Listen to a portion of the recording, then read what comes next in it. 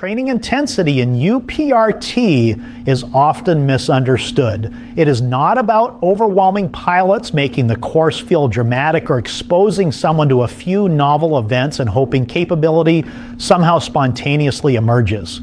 In accordance with the Every Pilot and Control Solutions standard, UPRT training intensity, including realism and immersion, is built around three connected pillars.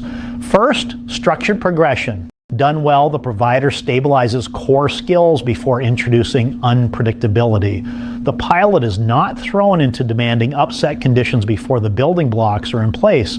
Complexity rises in controlled confidence-building steps with startle, surprise, workload, and time pressure introduced deliberately at the right time. Second, full threat spectrum coverage. Effective upset training addresses the operational LOC-I threat picture, not just minimum required events. Those include upset awareness, recognition, prevention, and recovery across stalls, unusual attitudes, speed upsets, instrument recovery, incipient spin, and critical spin awareness training. Third, high repetition immersion. This is where repeated exposure becomes immersion, and immersion becomes embedded competency. Pilots need sufficient depth, repetition, and concentrated exposure across multiple days to ingrain stress-resilient response patterns. Familiarity is not at all enough.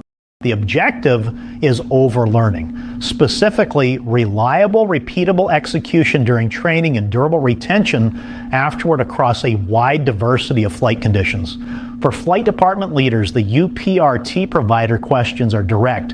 How does the course build towards startle, surprise, and performance under time pressure? How much meaningful repetition do pilots actually receive? Does the training develop reliable performance across the full LOC-I threat spectrum? And finally, do you have any third-party operationally validated evidence that your training actually works? The answers matter.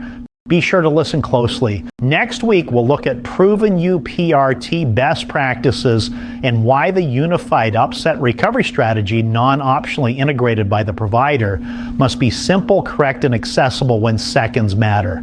See you then.